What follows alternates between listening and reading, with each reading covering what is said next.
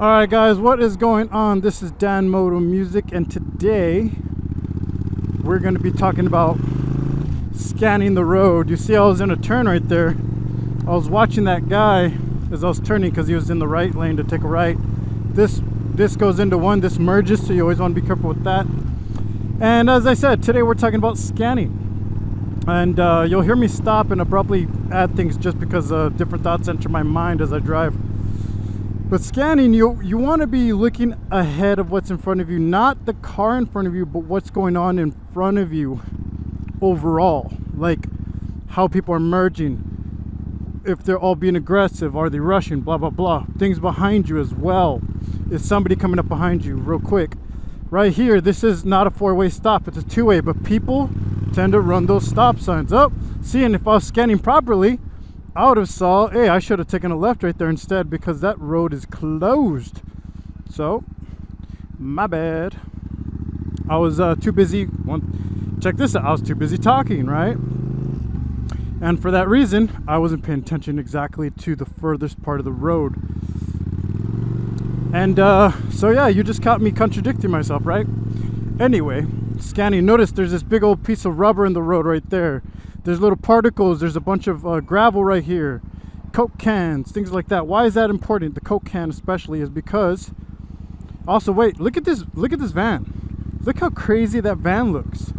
That van tells me they don't give a fuck really about that van. Like, it's so beat up. I'm looking at it right now. It's not just the back end. It's the sides and everything. It's been through hell.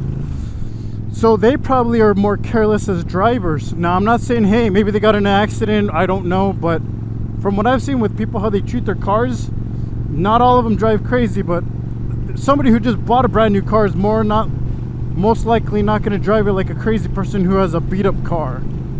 Anyways, the Coke can. So the Coke can is important because if you put your tire under that and you're in a turn, you might slip because of that.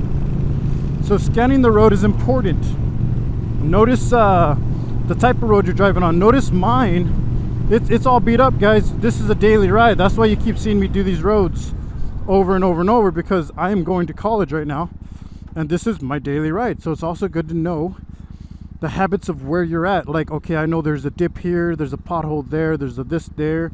There's usually, after rain, there's usually dirt here or sand there, blah blah blah.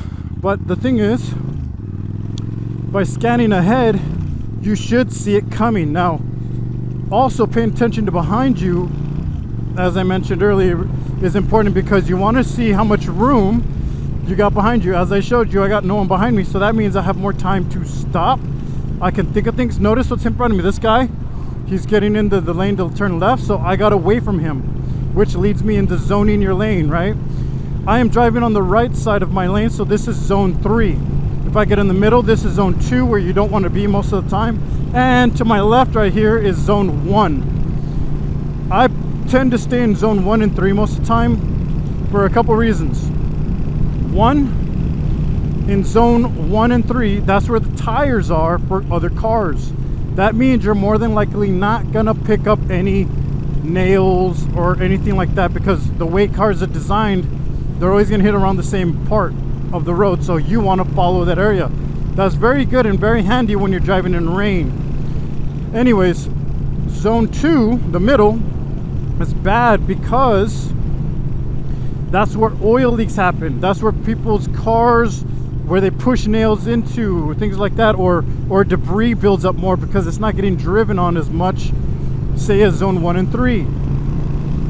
So right here on zone 2, there's a little bit more of a smoother area, so I'll go right there for it.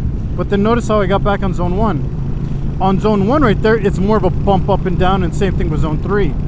So it really just depends. I've hit nails before, guys, and I've had nails unfortunately pop up in my tire, and it sucks. So you always got to be scanning stuff, and sometimes you see it too late. Which now leads me into target fixation.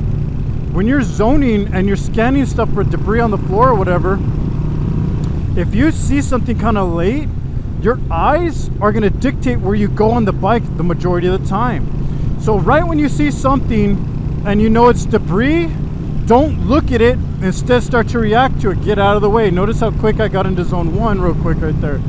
You don't have time to be looking at, oh, what is that of debris? No, just get away from it. Get that in your head. Now, obviously, you don't want to go into the different lanes or try to scare people because you're weaving in and out of particles on the bike, you know. Or not on the bike, but, you know, debris on the road is what I mean. So the idea is you just got to get used to these habits of always scanning ahead, look at where you're going, look what's behind you. There's also things that are inevitable. I've had a bird almost hit me once. That's like, okay, you just got to take the hit. I've also had a couch fall off on the freeway in front of me. You have to be also aware of your surroundings. Where are your outs? If something falls off in front of me because there's a trailer or something, where can I go? First of all, you shouldn't be behind a trailer for too long if you don't have to be. Maybe getting on an on-ramp or getting off or something like that. That's about it. Get away from it. So when I'm right here, let's say if I come up on this person, they can't see me the closer I get if I'm in zone 1. So I'm staying in zone 3. Now when I pass them, watch this. I can stay in zone 3, but I'm going to go to zone 1 to give me a little cushion and get away from them. And then I'll go back to zone 3. I'm scanning the road, make sure no one's coming in my intersection when I'm crossing. Done. I see a firefighter truck, so I'm going to start to slow down because people are paying attention to that more than me now. And I have no idea where they're going, and people are going to be like, look, it's a fire truck. So that's important as well. And I feel like I could talk about this some more, guys, but unfortunately I have reached my destination, so I'm going to start to wrap it up in a second here. But yeah, daily ride, man. Knowing where you're at always, especially as a beginner, is important because you build habits. And these habits transfer to when you're doing it on other roads, maybe roads you're not familiar with, things like that. Notice I'm scanning ahead. I can hear that emergency vehicle coming, you know. So I'm already looking. If this light turns green, I'm going to be making sure I look behind me so no one just goes and hits me from behind. Even if I have the green, you know, you're supposed to give it to them. Don't matter. I would actually scoot out of the way more if I needed to. All right, so I got a green light, but I don't have the right of way. So I got to yield. And then I get to do the fun part with my exit.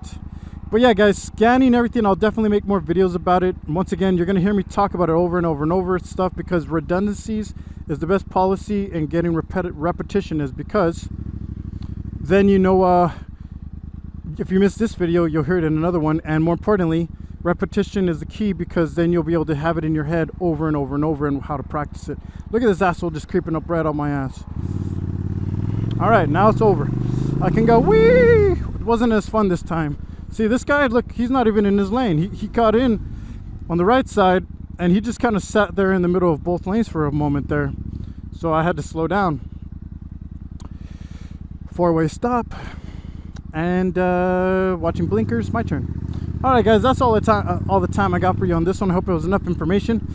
And I'll make sure I make another video. Thanks a lot for watching. I'll leave you guys with a little bit of music. Dan Moto Music is out of here.